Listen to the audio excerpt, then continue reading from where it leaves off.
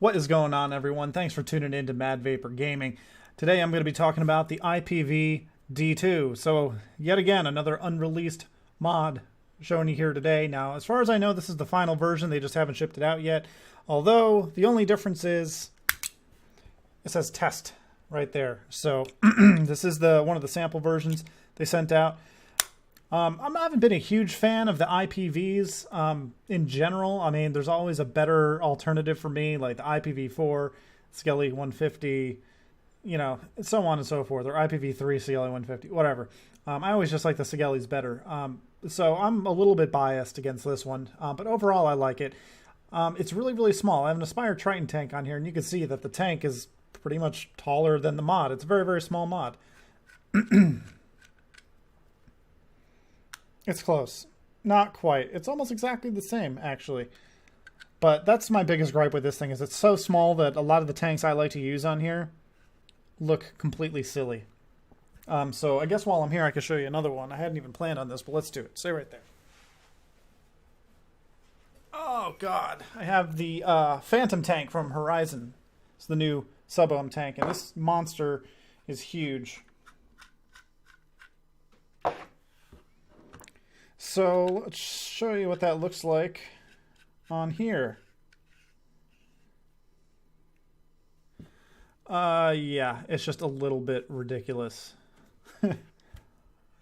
What wattage do I normally use this at? I think it's, no, let's try 50.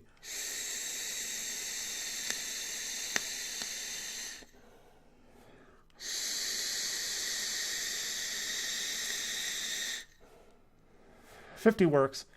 So I'll use that for the rest of the review here. So we'll talk about the IPV D2, and then we'll talk about the Phantom. So the IPV D2, it is very small, it is very simple, and it takes an 18650 battery. The door slides off, but it's not a magnet. It's actually like a ball bearing. So on the inside here, you have a couple grooves right on the edge. Let's try to zoom in so you can see that. So right up there, you can see that little groove. That's going to slide into that little edge piece right there. And then you have this ball bearing, and it actually does move, and that's how it slides on. And let's see, is there? Yeah, so it's got two little grooves on the inside for the ball bearing to slide in. You can see that right there, and then the other one right there. So that's how the door stays on. It's not a magnet whatsoever, although it kind of feels like a magnet. Your battery is held in there just by pressure, and it's got this little ribbon to help you get it out a little bit easier. And then it kind of just goes on. And once it's on, it does move a little bit. Sometimes I feel it move in my hand. It doesn't feel like it's going to come off, but I can feel it moving. But overall, I mean, this thing is weighty for the size, and I like that. If something's going to be this small, I want it to have some weight to it, and it does feel solid. There's no battery rattle. It's probably the smallest, most solid mod I've seen in a long time. So operating the device is pretty simple. You got your three buttons. You've got your fire button and then your up and down button. It does temperature control and wattage mode. Wattage mode goes from 7 to 75 watts. Let's see.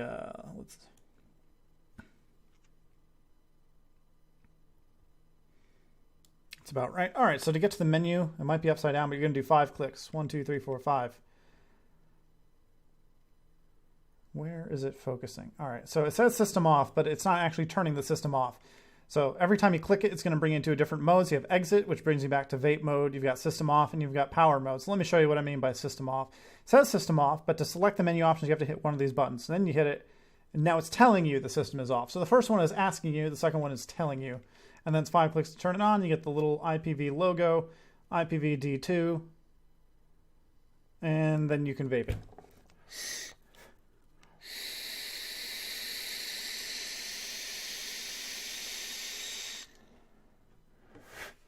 So there's that. It does do temperature control, like I said, so let's show you that. It's not going to actually work on this tank, but I'll show you how it does work. You do 5 clicks, 1, 2, 3, 4, 5, and then you click the fire button to get over to power mode, and then you change it to Joule mode. After you get to Joule mode, you'll have your unit, Fahrenheit or Celsius. Click it again. You can pick your temperature. Click it again. You can pick your coil, titanium or nickel, and click it again, and you go back to exit, and then you will be in Joule mode. And it goes up to 50 joules and down to, I don't know, 10 joules, I think. 10 joules. Yep. So I have tested this with dry burning cotton on an RDA, and it does not burn the cotton where it's not supposed to burn the cotton. It does get a little bit singed at higher temperatures, but that's to be expected. I mean, that's what I want temperature control to do. I want it to have accurate temperature. And I'm really sorry about my finger. I actually nicked it a little bit trying to get a drip tip off. It was kind of silly. So let's go back to power mode. Go back to here. So yeah, I put a piece of dry cotton through a nickel wire coil that I built.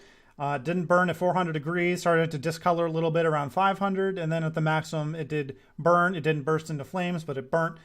So the temperature control seems to be pretty accurate on here, and it does work like it's supposed to. You can burn it if you want, which again, I like. I mean, I like being able to turn it up to the point where it's too much. I want that option. I never want to be at the point where I turn it up all the way and it's still not warm enough for me. So it does what it's supposed to do. At 400 to 450 degrees, the cotton's fine. It says temperature protected, works exactly like it's supposed to. And other than that, I mean, it's pretty straightforward. It's a very, very simple mod. You have your 510 connection with a spring-loaded positive pin. Let's confirm that with something, because it does have scoring in there, like for a screw. But it is spring-loaded. Yes, it is spring-loaded. And that's basically it. Let's see if this has key combos. Hold up and the fire button. Yes, up and the fire button will lock it. So now it says lock. I'll do this on the screen. So up and the fire button at the same time locks and unlocks the device. And then when you go to fire it, it'll say please unlock. So that's kind of the same as turning it off. Down in the fire button doesn't seem to do anything. So that doesn't do much.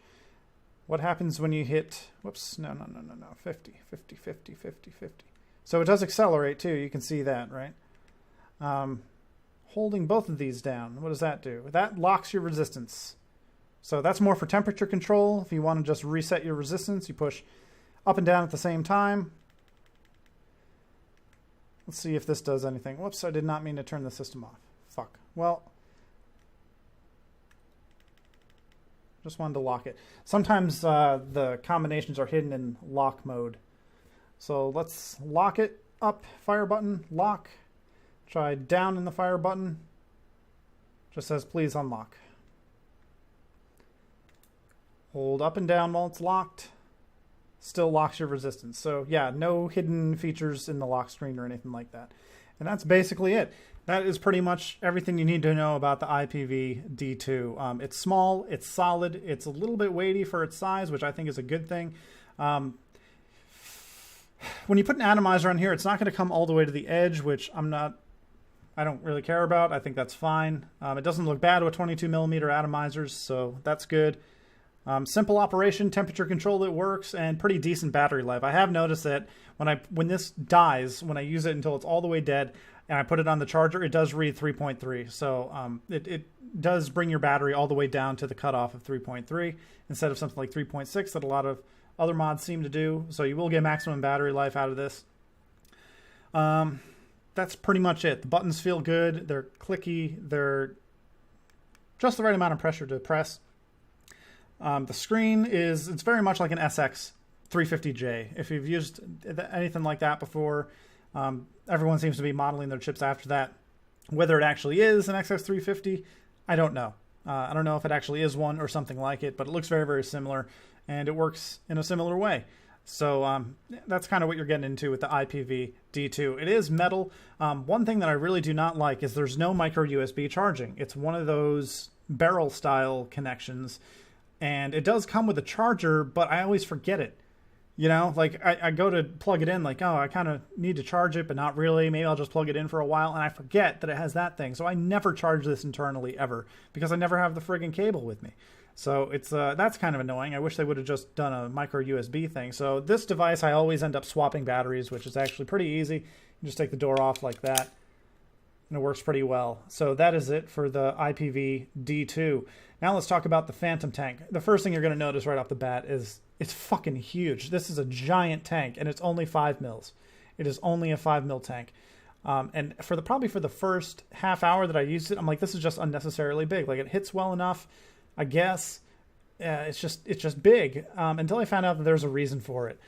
So let me show you what's going on in here. Kind of, there is liquid in here, and I don't want to spill it all over the place, but I'll do my best. To replace the coil, first and foremost, you just unscrew the bottom right here.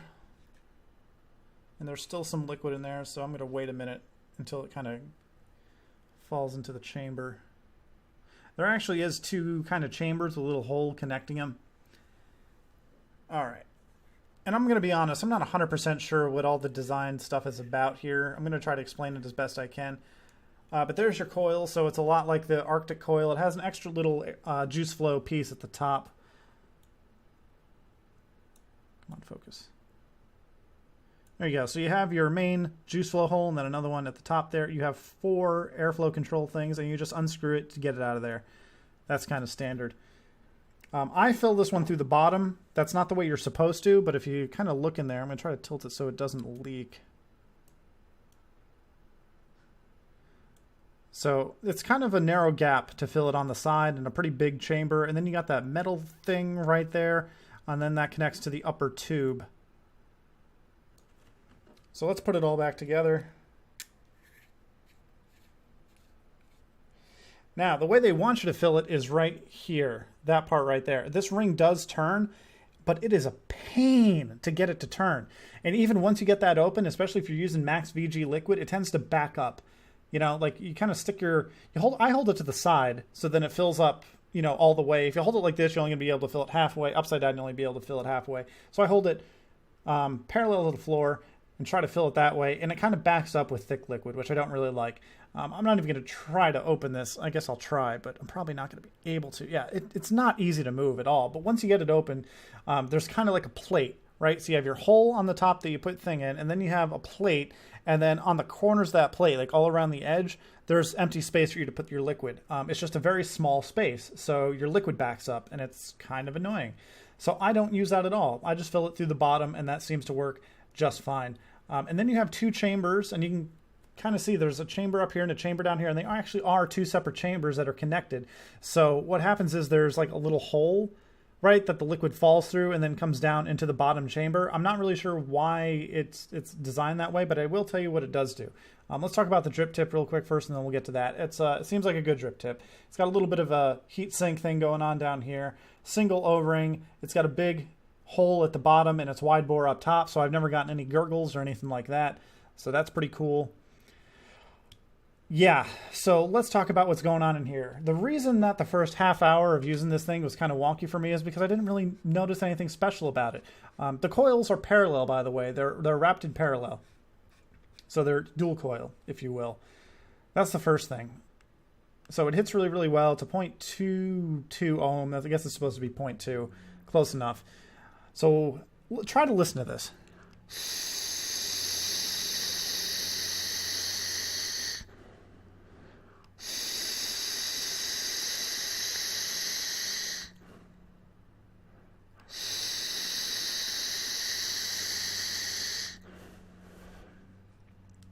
Okay, so what you didn't hear was gurgling.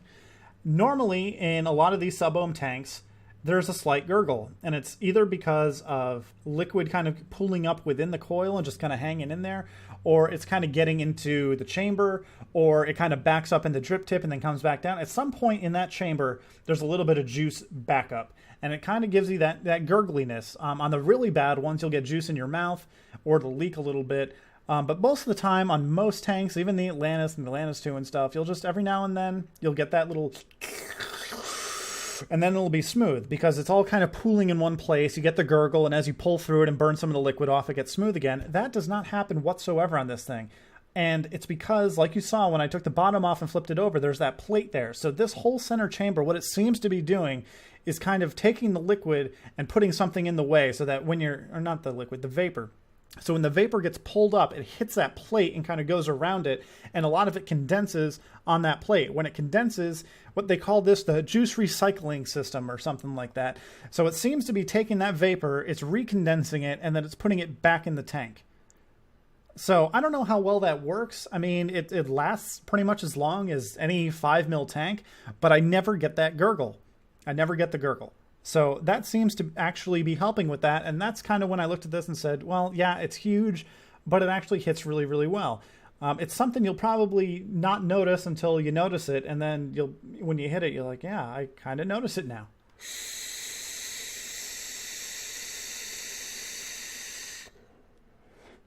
So what that does for this tank is now that I notice it, it is very, very smooth. It's an exceptionally smooth draw. And it's because that thing is keeping your liquid from kind of condensing. Now, I don't know if it catches it up top and puts it back into the top part, and then it kind of brings it down to the bottom chamber. I mean, when you fill it all the way, either from the side or from the bottom, both chambers are going to be filled. So your liquid's definitely at some point going from the top chamber to the bottom chamber. Like I said, it's basically just connected with a tiny, not even a tiny, probably a 3mm hole or a few 3mm holes. Looks like 2 of them. No, actually there's 4 of them. 4 3mm holes at the top. Feed that liquid back down into your bottom chamber. It's this middle part that's important. It just seems to enforces the vapor to hit it so that it condenses there, and once it condenses there, it kind of drips back into the tank, and it doesn't drip into the coil or anything like that. So I really like the coils. They're parallel coils, which I always like in these things. The stuff with parallel coils are always my favorite. They just seem to work better at lower wattages. Not even lower. I mean, this one's at 50, but it seems to get you more vapor and more heat at lower wattages relatively compared to a standard dual coil. Even if you've ever done it in a dripper and you're used to like 26 gauge and then you've done a parallel 26 gauge build, you know you don't need as much power to get it heated up anymore. So it's kind of the same principle here. So plenty of airflow. I kind of want to see the inner diameter of that coil. I mean, I know what it feels like. I just haven't really looked at it yet. So let's take the bottom piece off again. This bottom piece comes off just fine, and the tank does come apart at certain places. It's just really, really hard to get it apart. So it's kind of janky in that sense. Yeah, it seems to be giant. Let's try to put that down so it won't leak. So you can see the parallel coils. You got 2 coils, 2 wires that are parallel. That's how they wrap the coil. And it's a pretty big diameter. I would say 4mm or 4.5mm is the diameter of that thing. So, yeah, plenty of airflow. I wouldn't say it's anything out of the ordinary at this point for sub-ohm tanks like this. But it's on par with something like the Atlantis 2 or the VCT Pro or something like that. The airflow does turn, and it only turns once, right? So it kind of clicks into place here and stops, clicks into place there and stops. So it's open or closed, and then you can pick anywhere in between, and you adjust all 4 of the airflow control holes at the same time. So that's it for the Phantom. I'm still kind of tinkering with it, try to really nail down exactly what it's doing. I can tell you that it's huge. I can tell you that this stainless steel piece up here spins for reasons unknown. I can tell you that it does come apart here, and I can tell you that filling it from here is basically useless. Unless it's just my model, don't even try it. It's way easier to fill it from the bottom. It still fills all the way. If you fill it from the bottom until it gets to the center post and all that stuff like you're supposed to, and then flip it over, your tank's going to be filled. Just fill it from the bottom. I mean, they tried to get clever here with the airflow, or the airflow. The juice filling, it just doesn't work. It's really hard to turn that ring, and it's really hard to get your liquid in there, especially if you're using thicker liquids. However, once the liquid's in there, no matter how thick it is, it does keep up with chain vaping. So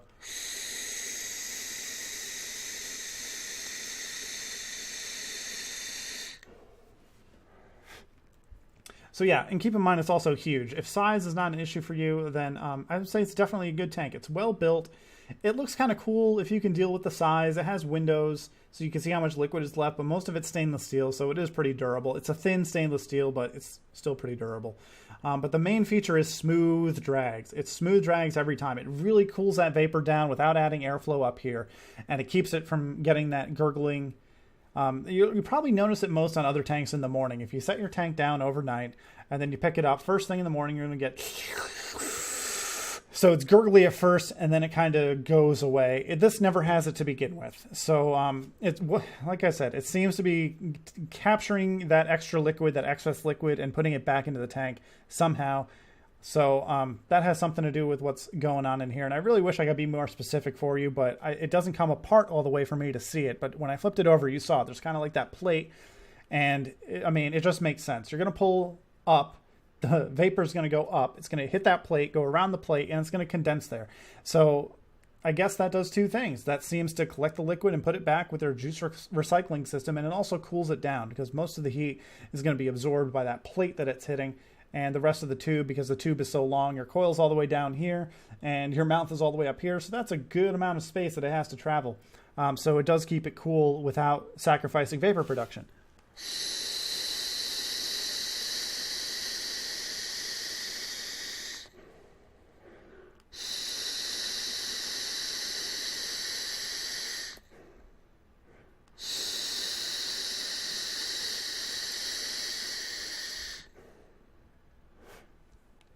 So that's it. I actually really like this tank. I don't know if it's my favorite, but I do like it. If you kind of just look at it and you don't really understand what it's doing, you're like, yeah, that's way too big. That must be an 8 mil tank or a 9 mil tank or a 10 mil tank. It's not. It's only a 5 mil tank. And there's a lot of metal in here that's keeping your liquid from filling that up. Basically, this entire piece right here is not holding any liquid. However, 5 mils is good enough for me. I'm always a fan of big tanks and having more capacity. 5 mils is okay. Anything smaller than 5 mils kind of bothers me because I fill it so often. But 5 mils is okay. And the size bothers me on the IPV D2 in particular, but on a lot of other stuff, it doesn't. You kind of get used to how big it is. And once you realize there's a reason for it, could I have done it better? Maybe, but I'm not an atomizer engineer. Like I don't design atomizers. So I don't know. It works. Whatever they set out to do, it works. You can get around the liquid fill thing by filling from the bottom, and everything else is good. It's not going to blow you away, I don't think. I mean, if you use sub-ohm tanks before, especially if you use RDAs, it's going to be kind of run-of-the-mill, which is to say it's going to be good. It's a good vape. I really like parallel coils in sub-ohm tanks like this, so that's a plus. I like how it cools the vapor down and how I never really get that gurgle. I really like the drip tip, actually. I might take that off and use it on something else. But that is the drip tip it comes with. I don't know if it keeps it cool, but really what I look for in a drip tip nowadays is how big is that hole at the bottom. Because if that hole is too small, your max VG liquid is going to kind of condense in there, right? And then the surface tension is going to keep it in that hole. And that's one of the main places that I get a gurgle. It's not just on sub-ohm tanks, it's on RDAs too. If I use certain wide bore drip tips that have a smaller hole at the bottom, I still get a gurgle. And it's just that liquid kind of sitting there and the air smacking it as it goes by and it goes and you get that gurgle. So that does not happen here anywhere. It doesn't get caught up in the chamber, it doesn't get caught up in the coil, and it doesn't get caught up in the drip tip. In fact, here's how I know that something is working. Let me hit it a few times and I'll show you what the drip tip looks like. If you've ever used a wide bore drip tip the right way, lung hitting, high heat, low resistance, all that, you know that if you look in the drip tip at any given point, you're going to see some liquid in there. So let me hit it a few times and show you what the inside of the drip tip looks like. Open up the airflow all the way.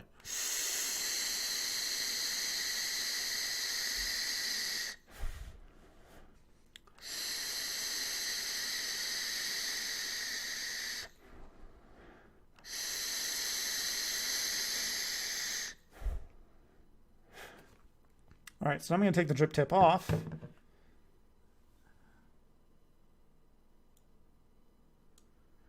You can see that there's a little bit of liquid on the side, just a little bit, but not nearly as much as you'd expect. So what that tells me is that most of the liquid is, most of the vapor is condensing somewhere else. And I think that's cool. I really do. So if the only really downside to this is the size, you could say, again, that a downside is the fill hole, but you can always get around that by filling it from the bottom, and that's pretty standard. A lot of tanks still have bottom fill, not a big deal. And then if maybe you'll get lucky, maybe you'll get a version that has a more smooth ring up here. So I don't know. I kind of go back and forth. Does it need to be this big? I don't know. Part of me says no, absolutely not. It doesn't need to be that big. It's only a 5 mil tank. But the other part is, well, it does, hit really smooth and, liquid doesn't really condense up in my drip tip anymore. So maybe it does need to be that big. So size is going to be probably the main deterrent from people getting this. But just keep in mind that there's a reason for it. It's very smooth. It hits very, very well. It's got parallel coils. You'll get a lot of vapor, really good, cool flavor. and it's a good tank overall. I have had this one sitting overnight. It doesn't leak like some other tanks you may have heard about. It works like it's supposed to, aside from that juice flow thing. So that's my recap on that. Going back to the IPV, if you like small mods, it's a small mod. It's very, very small. It's pretty much the size of an iStick 30 watt, I would say. It's definitely smaller than a 50 watt iStick, but it also has less battery life. I wouldn't put a 4400 mAh 18650 in here because, yeah, first of all, it's probably a protected battery that wouldn't fit, and B, it's an ICR, which is not safe at these current levels. Operation is very simple, very similar to an SX board. It may actually be an SX board, not really sure. Temperature control does work on this thing. It will not burn dry cotton at anywhere from 400 to like 500 degrees. Once you get above 500, it's kind of, expected that it's going to burn dry cotton. What else? Simple operation, easy to get the battery out. One negative is that fucking bottom piece. God damn it. Just make a micro USB cable thing, port, whatever. Stop using your own stuff, because people are going to lose that cable and then they're going to be screwed. Well, you won't be screwed. You can always change the battery, but some people I know just want to put a battery in and pretend it has an internal battery. Never take the battery out, just charge it in here, vape while charging, all that stuff. And I don't understand. I mean, I kind of got it when you tried to do it with the IPv3. You needed more voltage. You were charging two batteries at the same time, which is probably a terrible idea. But yeah, you can't really do that with a USB cable. You totally can here, though. I mean, there's plenty of mods that, charge with a micro USB that take a single battery. Why do you got to go do this? It's not like it's proprietary. It's not like people have to go and buy the cable from Pioneer or Pioneer for You. I mean, you can get that kind of cable at like Radio Shack. So you're not really forcing people to come back and buy your charging cable if they lose it. So why make it inconvenient? Just put a micro USB, for God's sake. Anyway, other than that, the battery door I can feel moving kind of bothers me. But overall, it feels solid. It's solid, it's weighty, it's made of metal, the buttons feel good, there's no button rattle, and it takes your battery down all the way to 3.3, which is kind of cool. It kind of gives the illusion of more battery life, but really it's just doing what it's supposed to be doing. So overall, decent mod. I don't know what the price is going to be on this. I would say probably 70. You'll probably see it for $60 to $80 for this. And it's a 75 watt device. So even if you don't want to use temp control, it's still a 75 watt, really, really tiny box mod. Good for on the go. Good if you want to stealth vape. This thing's actually so small I can fit it in the palm of my hand like that. So yeah, can't even see it. If I had a smaller tank on here, sure, I can kind of stealth vape,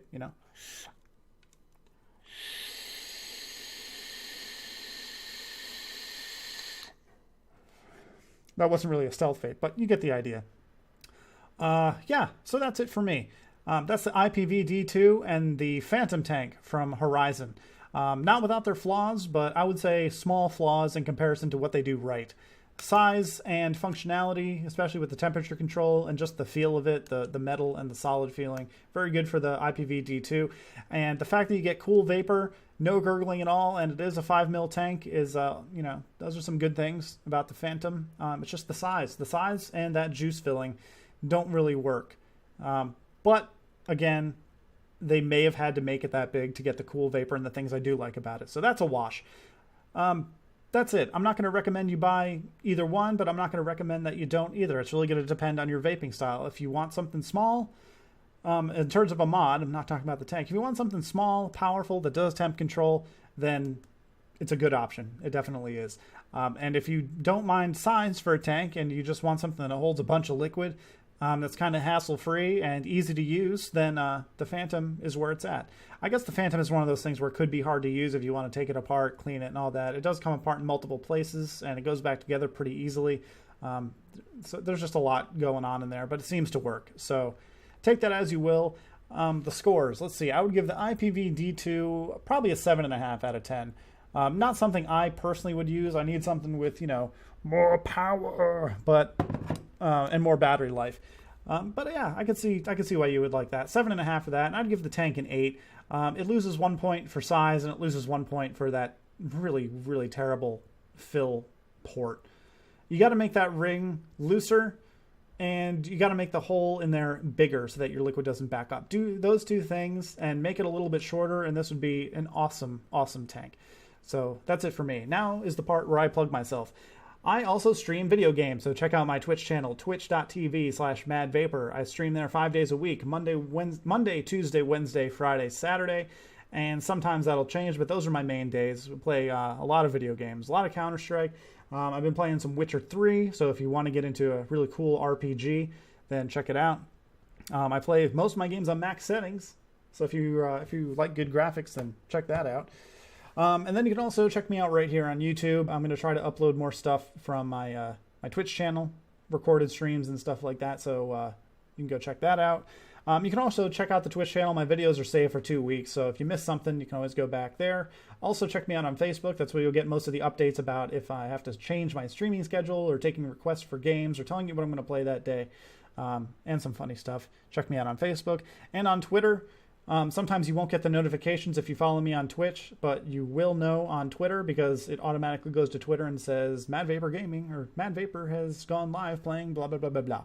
So please follow me, subscribe, and all that stuff. Please like, comment, and share the video, and I'd be very happy if you did all that. So hopefully you enjoyed the video. Please check me out on all those other outlets, YouTube, Twitch, Twitter, Facebook. That would be awesome of you. And thanks for watching. Let's do one more vape. How about a few more vapes?